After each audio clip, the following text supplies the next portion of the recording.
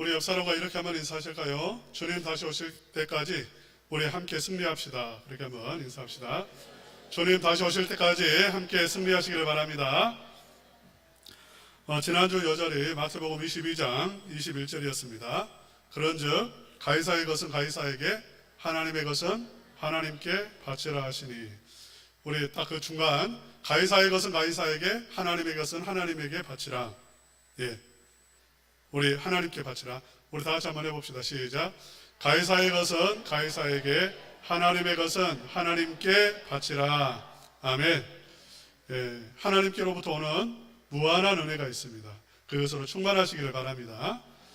어제 제가 이발을 하러 갔어요. 이발을 하러 갔더니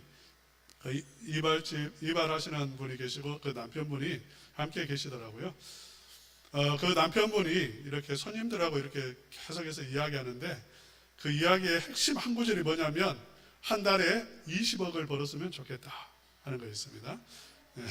저에게 한 말은 아니에요. 다른 손님들에게 계속해서 내가 한 달에 20억을 벌었으면 얼마나 좋을까, 한 달에 20억만 벌면 내가 그 돈을 어떻게 쓸까, 계속 이런 말을 하시더라고요. 제가 그 말을 들으면서 속으로 이렇게 생각을 했습니다. 지금 당신이 누리고 있는 게 20억보다 더 많은 것입니다. 당신의 아내가 지금 건강해서 일을 하고 있고, 그리고 생명을 지금 누리고 있고, 이 공기를 마시고 있고, 이 아름다운 벚꽃 피는 이 봄을 누리고 있고, 당신은 지금 현재 누리고 있는 게 20억이 아니라 매일 매순간 200억보다 더 많은 것들을 누리고 있는데 20억 벌면 어떨까? 한 달에. 거기에 생각이 빠져 있더라고요. 여러분, 하나님으로부터 오는 것은 20억이 아니라 우리는 매 순간 풍성한 은혜를 누리고 있음을 믿으시기를 바랍니다. 그런데 이렇게 아름다운 세상을 우리가 살아가는데 이 세상이 영원하지는 않습니다. 이 세상에 종말이 있죠. 오늘은 종말에 관한 말씀을 우리에게 해주시고 있습니다. 이 종말에 관해서 세상 사람들은, 믿지 않는 사람들, 또 타 종교를 믿는 사람들은 대개 이런 생각을 하죠. 이 세상은 계속 순환된다라고 생각합니다. 반복이 된다는 것입니다. 우리 한번 그림 한번 보여주실래요? 좀 어설프게 만들었어요. 동그란 거 하나 쳐놓은 겁니다. 순환한다는 거죠. 계속해서. 이런 생각을 하는 이유가 뭐냐면 아침이 계속 옵니다. 오늘도 아침이 왔습니다. 내일도 아침이 오겠죠. 저녁도 옵니다. 올해도 봄이 왔습니다. 내년에도 봄이 오겠죠. 이렇게 순환하는 것처럼 보여요. 태양이 지구를 돌고 있고요, 지구도 돌고 있고 달도 돌고 있고, 이렇게 순환하는 것으로 착각을 합니다, 사람들은. 그래서 인생은 반복된다는 막연한 의식이 우리에게는 있는 것 같아요. 그래서 태어나면 죽고 또 다시 태어난다라고 생각합니다. 또 다시 태어나고 윤회한다는 거죠. 계속 이렇게 바퀴가 도는 것처럼 이 세상이 윤회한다, 돈다. 전생 이야기도 많이 합니다, 요즘에. 그들이 특별히 믿는 사람들 아니에요. 종교를 믿는 사람이 아닌데도 불구하고 전생 이야기를 해요. 그 이유가 뭐냐면 이런 의식이 은연중에 깔려있기 때문입니다. 그러나 이 세상은 사실 반복되지 않아요. 착각이에요. 영원하지도 않습니다. 과학적으로도 태양의 수명은 이제 45억 년 정도 남았다라고 봅니다. 45억 년 후면은 태양은 빛을 잃어요. 더 이상 그 불을 뗄 수 있는 연료가 사라져 버려요. 태양이 죽으면 반드시 당연히 이 태양을 돌고 있는 지구도 죽겠죠. 빛이 없으니까. 지구의 나이는 앞으로 향후 한 17억 년 후면 지구도 소멸할 것으로 생각합니다. 영원하지 않습니다. 이건 과학적인 이야기고요. 과학자들이 하는 이야기고, 사회현상적으로도 이 지구의 지금 지구의 이 연대가 얼마나 남았을까? 5분 남았을 거로 봅니다. 5분. 망하기 직전이라는 거죠. 땅도 하늘도 물도 바다도 다 오염돼 버렸어요. 지금 핵무기가 너무 많아요. 그래서 이제 수명이 5분 남았는데 지금이 골든타임이고 지금 손을 쓰지 않으면 멸망을 피할 수 없다, 이렇게 생각을 합니다. 그러니까 사회적으로 보거나 과학적으로 봐도 반복되고 계속 유지되는 것은 아니에요. 성경에서는 특별히 다릅니다. 우리 성경 한번 도표 한번 다시 띄워주시기 바랍니다. 성경에서는 이 세상이 그냥 돌고 돌고 도는 게 아니에요. 하나님이 창조하셨습니다. 그게 이 세상의 시작이에요. 그리고 마지막에 무엇이 있냐면 최후의 심판이 있습니다. 종말이라고 하죠. 최후의 심판이 있습니다. 그 사이에 예수님의 구속이 있었어요. 그러니까 이 세상의 역사는 창조와 구속과 종말, 최후의 심판으로 이렇게 나아가고 있습니다. 하나님은 이 속에서 역사하고 계시죠. 여러분, 그런데 예수님의 구속, 예수님이 초림하셨을 때부터 종말까지, 재림하실 때까지 그 기간을 뭐라고 부르냐면 말세라고 부릅니다. 말세를 우리가 살고 있다라고 말을 해요. 그 이유가 뭘까요? 지금 말세 아니지 않습니까? 2000년 전에도 말세라고 불렀어요. 1000년 전 성도도 지금이 말세라고 했습니다. 지금도 우리는 말세라고 합니다. 왜 말세라고 이 기간을 부르고 있는 걸까요?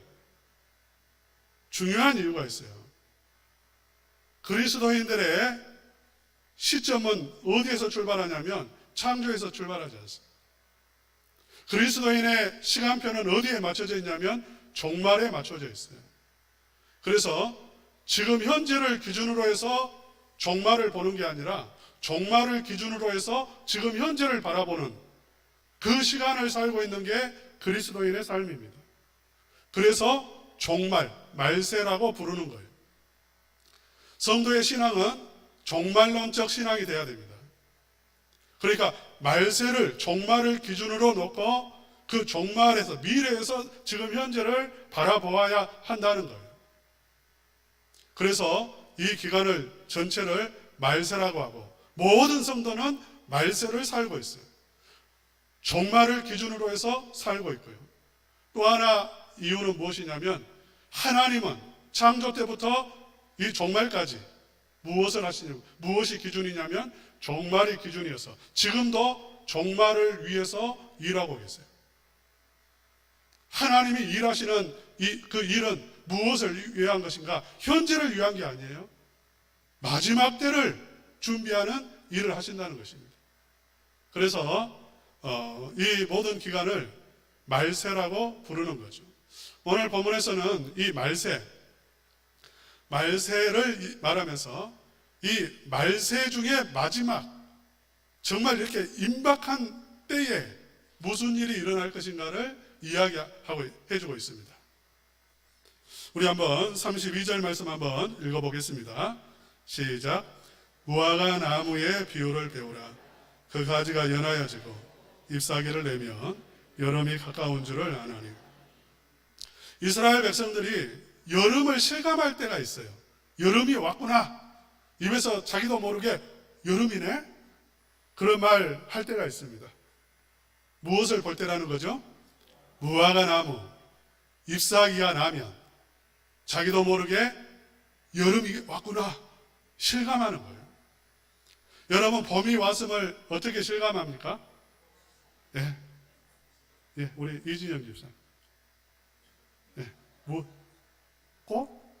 예, 무슨 꽃? 목련. 예, 목련을 보면서 봄이구나. 그 한마디가 시입니다, 시. 예, 봄이다. 예, 시죠, 그게.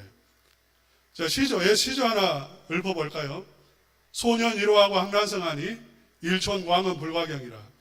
미각지당 춘천몽이건을 개전오엽 이추성이다. 놀랍죠? 돌에 새겨놨기 때문에 그렇습니다. 돌에 새겨놓으면 지워지지가 않습니다. 예. 여기서 미각지당 춘천몽이라는 말은 아직 봄 꿈에서 내가 깨어나지를 못해. 아직 봄인 줄 알았어요. 그런데 벌써 가을이네. 이 탄성이 흘러나오는 거예요. 이 말이 개전오엽 이추성. 계단 앞에 오동나무 잎이 떨어져 있는데 그게 붉게 물들어 있는 것을 보면서 벌써 가을이 왔구나. 세월이 이렇게 빠르구나. 그걸 깨달았다는 그러한 의미죠. 여러분, 이스라엘 백성들이 무화과 나무를 보면서, 아니 우리가 단풍을 보면서 가을이 왔음을 알고, 잎사귀가 나고 꽃이 피어나는 것을 보면서 봄이 왔음을 실감하는 것처럼 예수님이 문 앞에 이제 정말 그것이 이제 정말 문 앞에 이르렀음을 실감하는 그 징조가 몇 가지 있다는 거예요. 그것을 예수님께서 말씀하십니다. 우리 한번 33절도 한번 읽어볼까요? 33절 다 같이 읽겠습니다. 시작.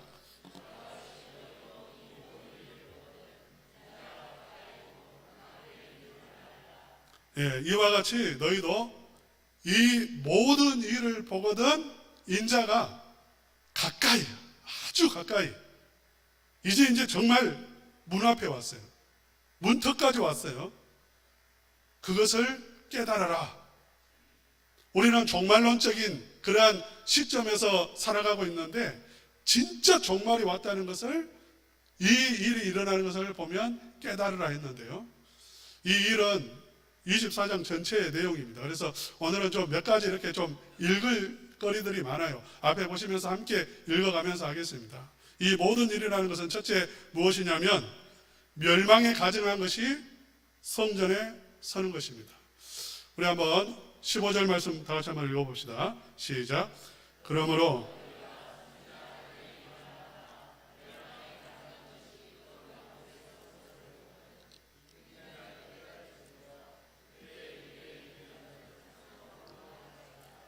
자 보세요.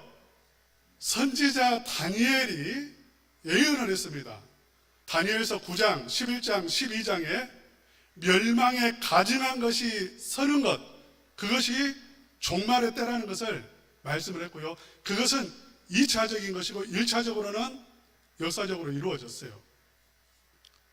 멸망에 가증한 것, 이것이 설 때마다 성전이 무너지고 이스라엘 나라가 망했습니다. 므낫세라고 하는 왕이 성전 안에, 예루살렘 성전 안에 우상을 세웠어요. 그래서 멸망에 가증한 것은 뭐냐면, 이건 다음에 띄워달라고 할 때 띄워주세요. 지금 아닙니다. 예. 멸망에 가증한 것은 우상이고요. 거룩한 것은 성전이에요. 그런데 성전 안에 우상이 세워질 때가 있었습니다. 그때마다 무슨 일이 일어나냐면 이스라엘은 멸망합니다. 므낫세 때 그 일이 있었어요. 그 다음에 다니엘이 예언한, 아까 이제 그림 보여주세요. 다니엘이 예언했던 멸망에 가증한 것이 선다. 그리스의 통치자, 그리스 제국 시대에 멸망에 가증한 것이 성전에 설 것이고 이것이 서는 것을 보면 너희들이 때를 알아야 된다. 이렇게 말을 했어요. 이게 뭐냐면 안티오코스 4세 시리아 왕이 이스라엘을 점령하고 예루살렘 성전을 짓밟고 그 성전 안에다가 제우스 신상을 세웁니다. 다니엘의, 방금 말한 다니엘의 예언이 1차적으로 이루어졌어요.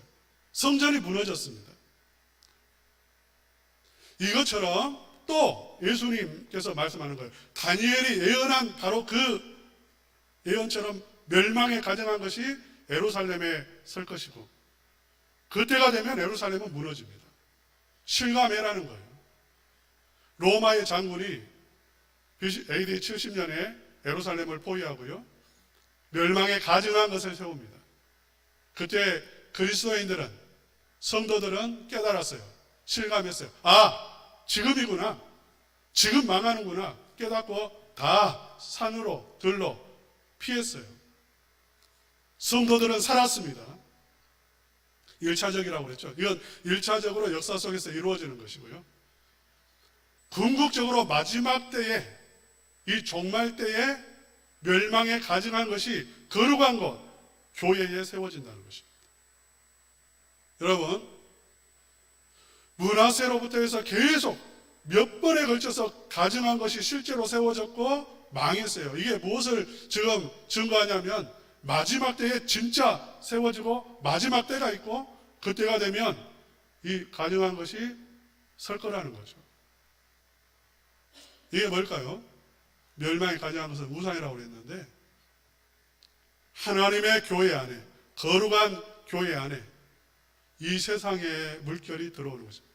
종교가 혼합되는 것입니다. 종교가 혼합되는 거예요. 물질주의가 들어와 버리는, 쏟아져 들어와 버리는 거예요. 성도들의 신앙이 변질돼 버리는 거예요. 우상에 물들어 버리는 것. 이게 멸망에 가증한 것인데요.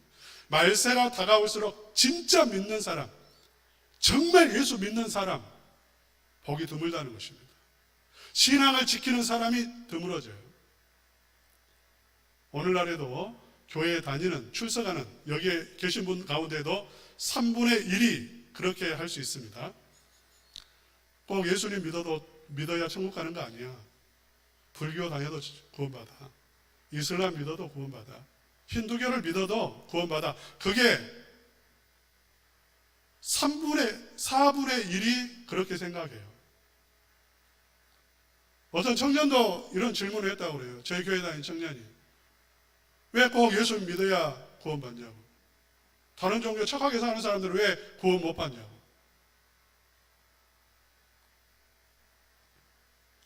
교회를 안 다니고 지금 뭐 인터넷으로 예배를 드린다든지 아니면 그냥 종교란에 기독교를 쓰는 사람 가운데 70%가 타종교에도 구원이 있다라고 말합니다.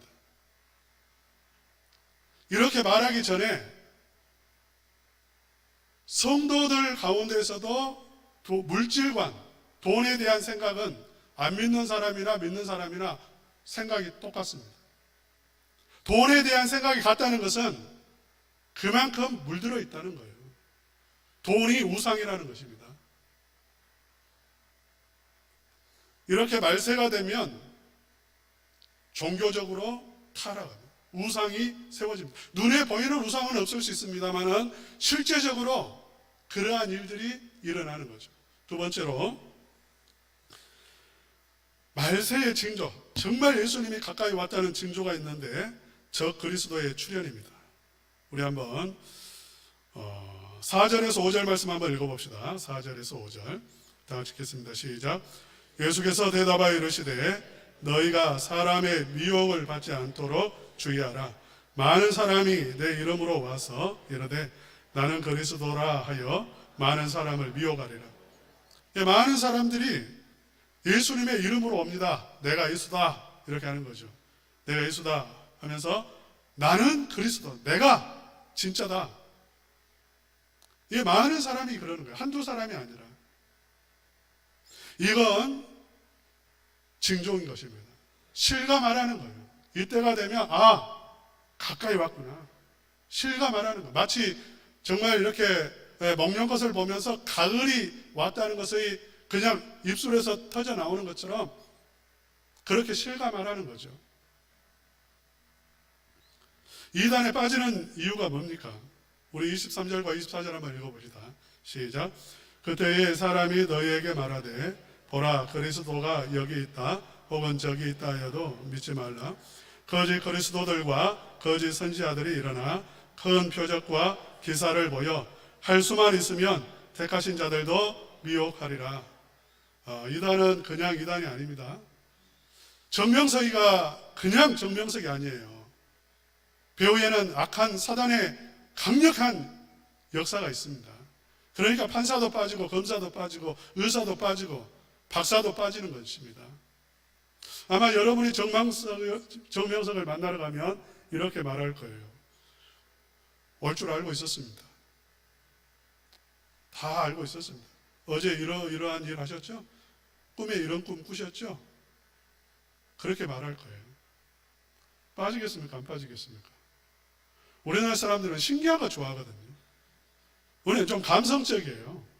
외국 사람들은 좀 이성적인데 우리는 감성이 아주 풍부하고 발달해가지고 외국의 이단들 이렇게 그렇게 많지 않은데 한국은 특별히 많은 게 감성이 발달해서 영성이 발달해서 그래서 딱 그 한마디에 정신이 번쩍 들죠. 이 사람 뭐 있는가? 근데 한마디 더 합니다. 뭐 때문에 오셨죠? 이렇게 해보십시오. 그러면 대박 납니다. 그래서 그렇게 해봤더니 시험에 합격했어요. 아니면 국회의원 선거에 나갔는데 당선이 됐어요. 그러면 이제 그분을 아버지로 모십니다. 그리스도로 모십니다. 그냥 되는 게 아니에요. 성경 말씀에 큰 표적, 작은 표적이 아닙니다. 큰 표적을 보여요. 엄청난 기사, 기적을 행합니다. 그러니까 빠지는 거죠. 이런 사단의 영을 받아가지고 강력한 힘을 하면서 조장하면서 일어나는 이단, 이게 작은 일이 아니에요. 말세의 징조입니다. 왜 이게 말세의 징조냐면 사람의 영혼이 얼마나 귀합니까? 우리 옆 사람 가면 이야기합시다. 당신은 천하보다 귀합니다. 네, 온 우주 만물보다 더 큰 게 인간의 영혼이고 사람 아닙니까? 귀한 줄 아셔야 돼요. 사람 한 사람은 온 우주보다 더 큰 존재예요. 그 귀한 영혼, 그 귀한 사람을 멸망으로 끌고 가기 때문에 이건 엄청난 사건이죠. 이단이 일어난 것은 엄청난 일, 이건 역사적인 일이라는 것입니다. 크게 봐야 돼요. 큰 징조로 바라봐야 되고 경계해야 되는 것입니다.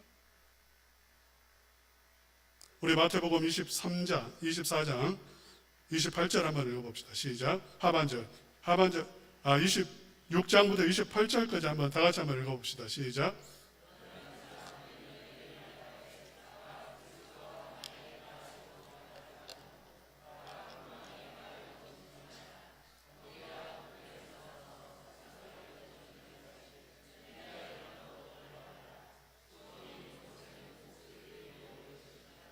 예, 절대로 예수님은 누구의 몸을 빌려가지고 영적으로 임해가지고 그리스도 일을 한다든지 그렇게 하지 않습니다. 절대 속으면 안 됩니다. 누구에게 빙의해가지고 오시지 않습니다. 우리 예수님은 어느 한 구석에 아무도 몰래 비밀이 오시지 않습니다. 번개가 치면 광주 사람들 다 압니다. 번개 쳤다는 것. 소리로도 알고 빛으로도 압니다. 이것처럼 예수님은 온 세상 사람들이 다 느끼고 깨닫고 눈으로 확인할 수 있도록 이 세상에 오십니다. 그래서 누가 내가 그리스도라고 말하면 사단아 물러가라 외쳐야 되죠. 절대 그가 아무리 큰 능력을 행해도 그리스도 아닙니다. 왜 꼬이는가? 왜 이단에게 넘어가는가? 아까 말했죠. 능력이 있다는 거예요. 그리고 내 편에서는 뭐냐면 죽음이 있는 곳에는 독수리가 모인다 했습니다.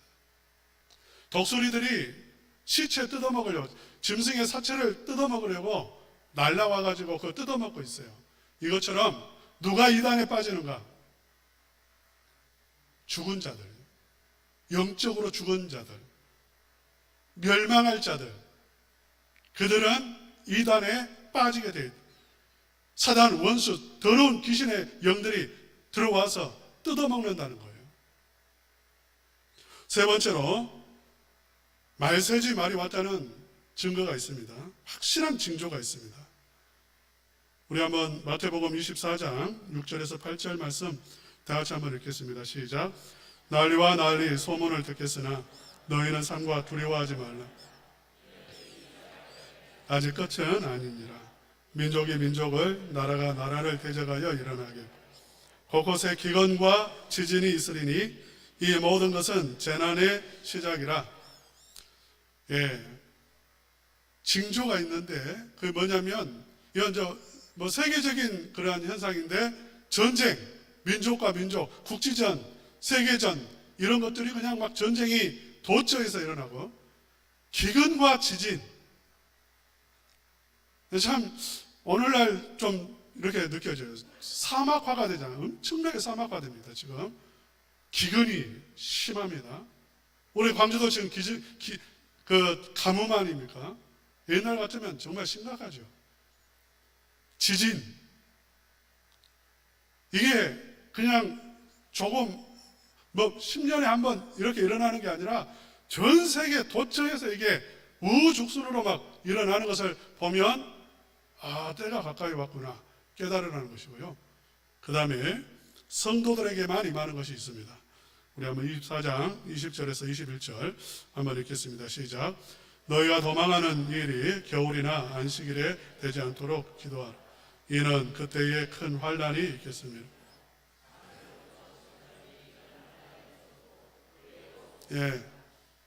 큰 핍박이 일어날 것입니다. 큰 환난이 일어날 겁니다. 우리는 편안하게 신앙생활 합니다만은 작년 한 해만 해도 거의 10,000명 가까운 그리스도인들이 전 세계에서 목숨을 잃었습니다. 신앙 때문에, 예배 드리는 것 때문에 10,000명 가까이 죽었습니다. 수천 개의 교회가 파괴됐습니다. 쫓겨난 사람, 집에서 쫓겨나고 직장에서 쫓겨난 사람이 수십만 명입니다. 배도하는 일이 일어날 겁니다. 24장 9절에서 10절 함께 읽을까요? 시작. 그때의 사람들이 너희를 환난에 넘겨주겠습니다. 너희를 죽이리니 너희가 내 이름 때문에 모든 민족에게 미움을 받으리라. 그때에 많은 사람이 실족하게 되어 서로 잡아주고 서로 미워하겠습니다. 여기서 많은 사람이 실족한다는 것은 성도 가운데 실족하는 사람이 생겨가지고 낙심하고 배교한다는 것입니다. 떠나간다는, 세상 사람이 돼버린다는 것입니다. 그래서 미워해서 이제 떠나간 사람이 가만히 있는 게 아니라 오히려 더 적극적으로 박해하는데 앞장서는 일이 일어날 거라는 거죠. 여러분, 이게 아까 말했던 죽이고 목숨을 죽이고 이것만 핍박이 아니에요. 핍박은 더 교묘하게 우리에게 다가옵니다. 더 교묘하게. 어떻게 보면 코로나라고 하는 것도 우리의 신앙을 심각하게 약화시켰죠. 4분의 1이 교회를 떠났습니다. 핍박이라고 하는 게 꼭 사람을 통해서만 주어지는 건 아니에요. 환경을 통해서도 주어집니다. 더 무서운 것은 이 핍박이 아니라 달콤하게 찾아올 수 있다는 것입니다. 음녀가 내미는 잔, 여러분 우리가 요한계시록을 통해서 보았지 않습니까? 거기에 온갖 달콤한 것 다 들어있어요. 그 잔을 내밀어요. 그 잔을 마시면 영혼이 죽습니다. 그런데 그 잔을 마시도록 핍박이 그렇게 달콤하게 다가와 버려요. 제 후배 한 사람이 얼마 전에 저를 찾아왔습니다. 저한테 상담을 좀 하겠다고 찾아왔어요. 자기는 너무 힘들대요. 왜 힘드냐면 정말 이렇게 자기는 잘못한 것이 없는데 만나는 사람과의 관계가 다 이렇게 적대적으로 변하고 꼬이고 자기가 오해를 받고 그래서 코너에 몰린다는 것입니다. 제가 들어도 코너에 몰렸더라고요. 진짜 코너에 몰려있어요. 왜 나에게만 이런 일이 일어납니까? 왜 내가 이런 일을 당해야 됩니까? 그런 말을 해요. 근데 제가 그분 말을 이렇게 들으면서, 목사님 말을 들으면서 어떤 생각을 했냐면, 이렇게 시야가 좁구나, 이분이. 보는 시야가 너무 좁구나. 너무 시야가 좁으니까요. 소견이 좁으니까 다 걸리는 거예요. 다 걸리는 거예요. 다 막히는 거예요. 여러분, 시야가 좁으면 걸려 넘어집니다. 관계가 제대로 되지 않아요. 우리가 종말론적인 신앙, 종말 속에서 나를 바라보고요. 창조하신 하나님의 시각에서 지금 현재를 읽지 않으면 핍박 못 이겨냅니다. 이 세상의 유혹을 이겨낼 수가 없습니다. 현재만 보는 사람은 절대 신앙생활이 제대로 되지 않습니다. 물질주의에 쓸려버립니다. 조금만 마음에 안 드는 일이 있어도 낙심해버립니다. 무너져 버린다고요. 종말론적인 신앙이 아니면 절대로 이 시대를 믿음으로 살아갈 수가 없어요. 우리 한번 다 같이 한번 따라서 합시다. 우리 제목이 뭡니까? 시간표를 종말에 맞춰주세요. 네, 종말의 시간표를, 내 시간표를 맞춰놓고요. 그 시각 속에서 현재를 읽어내고 내가 어떻게 살아야 할까를 볼 수가 있어야 되는 것입니다. 이 호남 지역에 복음을 최초로 전한 선교사님이 던킨이라는 선교사님입니다. 호남 최초의 선교사님이죠. 이분이 그 군산에 있는 군산 제1고등학교 또 뭐 많은 여러 학교를 세우고 예수병원을 세우고 큰 일을 했습니다. 1893년에 서울로 오셔가지고 95년에 이 전주에 오셔서 선교 활동을 하셨는데요. 돌에 맞아가면서 선교했어요. 그 당시에는 동학혁명이 일어나가지고 그냥 서양 이런 사람들 보면 굉장히 특별히 이쪽 이 호남 지역에 동학이 창궐했잖아요. 그래서 막 돌로 쳤단 말입니다. 돌에 맞아가면서 복음을 전했습니다.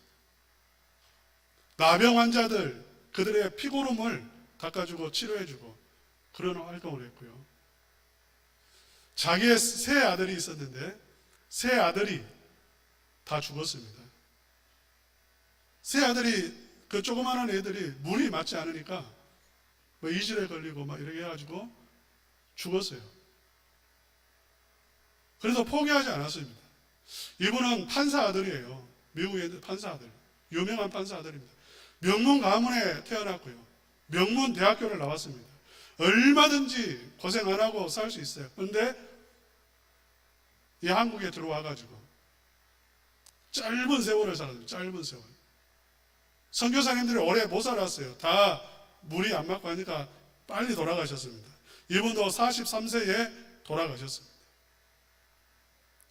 그들이 여기에 온 이유, 그렇게 돌에 맞아가면서 자식이 눈앞에서 3명이나 죽는데 포기하지 않고 그 핍박과 어려움과 고난을 이기고 그들이 복음을 전한 것은 그들에게는 어떤 신앙이 있었냐면 그 종말 신앙이 있었습니다. 종말 신앙이 있었다는 거예요. 이게 중요합니다. 그들은 진짜 예수님을 믿었던 거예요. 예수님의 재림을 진짜 믿었다는 거예요. 우리 첨단은광교회 성도님들이 진짜 예수님을 믿는 사람들이 되시기를 축원합니다. 정말 시간표를 지금 현재만 보는 게 아니라요. 미래, 종말의 시간표를 맞춰놓고 오늘을 사는 우리 성도님들이 되시기를 바랍니다. 그분이 마지막 이렇게 이분도 이질에 걸려서 돌아가셨는데 마지막 유언을 한 말이 있어요. 옆에 있는 사람들에게 이렇게 말을 했습니다. 승리가 죽음을 삼켰습니다. 보통은 이렇게 말하죠. 죽음이 나를 삼켰습니다. 죽음이 승리를 삼켰습니다. 그 반대예요. 승리가 죽음을 삼켰습니다. 나는 승리했습니다. 그 말이에요. 이것이 죽음이라면 저는 지금 죽어도 좋습니다. 나는 지금 천국 갑니다. 난 행복합니다. 이게 마지막 유언이었습니다. 그의 묘비변에는 이렇게 쓰여 있습니다. 한국에서 예수를 믿은 전킨 목사는 영생을 가졌다. 영생을 누렸다는 것입니다.